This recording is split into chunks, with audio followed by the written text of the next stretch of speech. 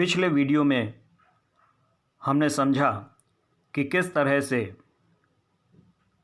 सुदामा के मन में ये बात है कि कृष्ण ने आर्थिक रूप से किसी प्रकार से कोई सहायता नहीं की। यही सोचते हुए, कृष्ण के राज्य के बारे में सोचते हुए, कृष्ण के आदर सत्कार के विषय में सोचते हुए और कृष्ण ने चलते समय कोई आर्थिक सहायता नहीं दी, ये बातें सब सोचते हुए सुदामा अपने गांव में लौट आते हैं, अपनी झोपड़ी को ढूंढते हैं। लेकिन जब वहां आ जाते हैं तो देखते हैं वैसो ही राज समाज बने गजबाज घने मन संभ्रम छायो। कैंधो परियो कहूँ मार्ग भूल की फैर के मैं अब द्वारका आयो। भवन बिलोकी बे कोमन लोचत सोचत ही सब गांव मंझायो। पूछत पाड़े फिरे सब सो पर झोपड़ी को कहूँ खोज न पायो। वैसा ही राज समाज बना हुआ है जैसा द्वारका में उन्होंने देखा था। वैसे ही हाथी घोड़े खड़े हुए हैं द्वार पर। सुदामा के मन में भ्रम छा गया। कैंधो प्रयोग कहूँ मार्ग भूली। कैंधो शब्द लगा है बच्चों, यहाँ संदेह अलंकार है। संदेह हो जाता है, भ्रम हो जाता है सुदामा को कि कहीं मैं मार्ग तो नहीं भूल गया, कि मैं फिर वापस द्वारका आ गया हूँ, या फिर भवन बिलो की बेको मन लोचत सोचत ही सब गांव मंझायो। वहाँ द्वारका के भवन विलोकते हुए देखते हुए मन में मेरे भ्रम छा गया है और यही सोचते सोचते मैंने सारे गांव मंझा दिए और मेरे मन में यह भ्रम बना हुआ है कि मैं अभी भी द्वारका में ही हूँ। पूछत पाणे फिरे सब सो। सुदामा पांडे सब जगह सबसे पूछते फिर रहे हैं, पर झोपड़ी को कहूँ खोज न पायो। लेकिन अपनी झोपड़ी को कहीं भी खोज नहीं पाते हैं, कहीं भी उन्हें अपनी झोपड़ी नहीं मिलती है, क्योंकि कृष्ण ने बिना कहे ही उन्हें 2 लोकों का स्वामी बना दिया है और अब वह उनका गांव सुदामापुरी बन चुका है, वो भी वैभव संपन्न, धन संपन्न हो चुके हैं।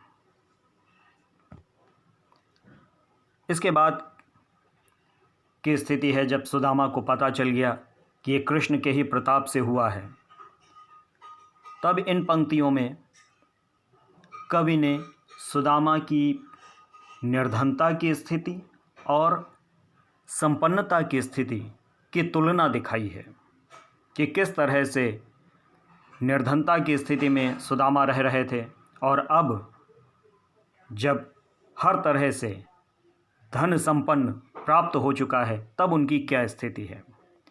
कै वह टूटी सी छानी हती कह कंचन के अब धाम सुहावत। कै पग में पनही न हती कह लय गजराज उठाड़े महावत।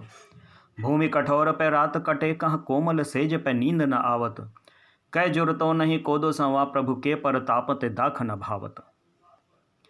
कहाँ तो वह टूटा सा छप्पर पड़ा हुआ था, झोपड़ी, उस पर टूटा छप्पर। कहाँ अब कंचन सोने के महल भवन सुशोभित हो रहे हैं। कै पग में पनही न हती, कहाँ पैरों में चप्पलें नहीं थी। कहाँ लय गजरा जहु ठाड़े महावत। और कहाँ अब कृष्ण के प्रताप से द्वार पर गजराज को लेकर महावत खड़े हुए हैं। भूमि कठोर पे रात कटे कहाँ कोमल सैज पे नींद न आवत।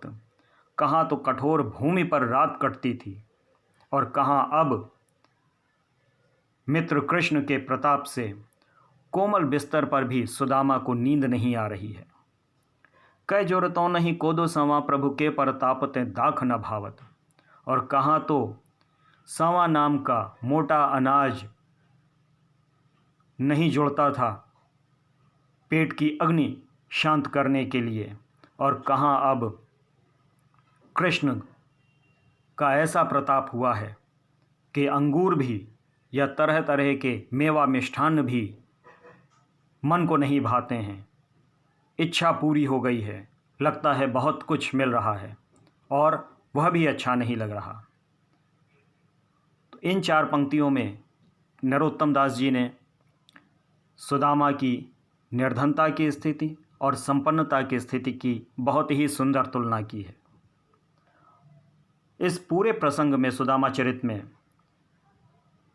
कृष्ण और सुदामा की मित्रता आज भी प्रासंगिक है। आज भी सच्ची मित्रता में धन का कोई महत्व नहीं है। मित्र मित्र होता है और जो संकट के समय काम आए वही सच्चा मित्र होता है।